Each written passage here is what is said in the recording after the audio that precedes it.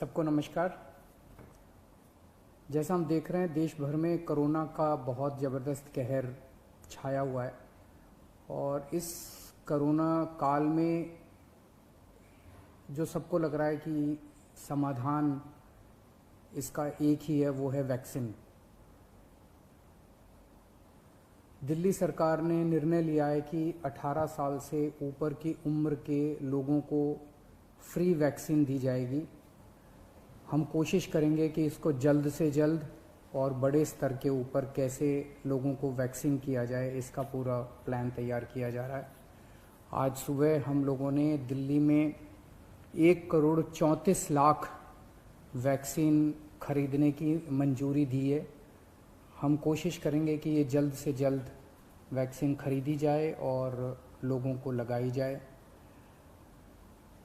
इस महामारी में वैक्सीन एक समाधान निकल के आ रहा है। वैक्सीन जिन लोगों को लगी है उनका एक तरफ कोरोना नहीं होता, या जिनको होता है उन लोगों को माइल्ड होता है।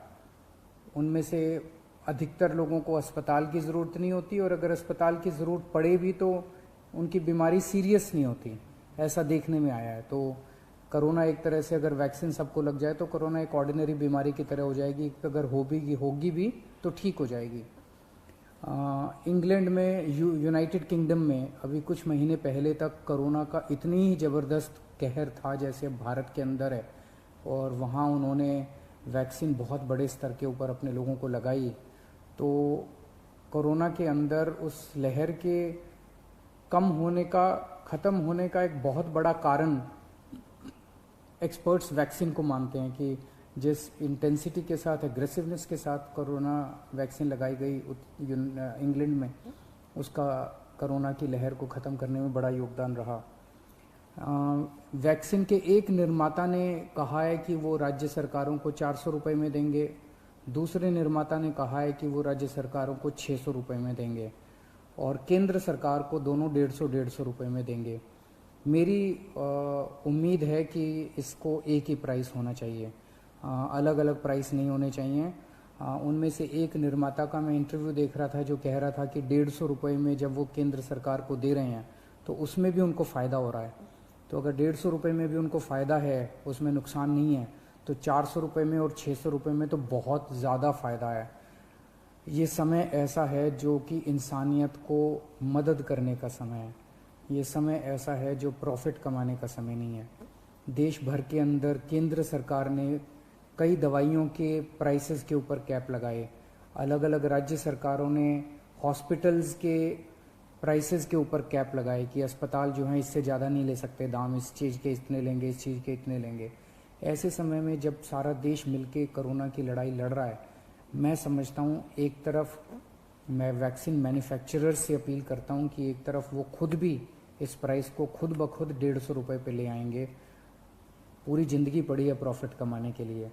ये टाइम, कोरोना जब महामारी इतने बड़े स्तर पे फैली हुई है, लोगों से ये प्रॉफिट कमाने का टाइम नहीं है।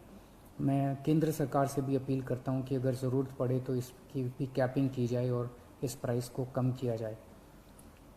एक बात कि 18 साल से ऊपर की उम्र पे अभी लगाया जा रहा है, लेकिन इस महामारी के दौरान हमने देखा कि हमारे 18 साल से कम उम्र के जवान और बच्चे भी इसमें बहुत ज़्यादा संक्रमित हो रहे हैं।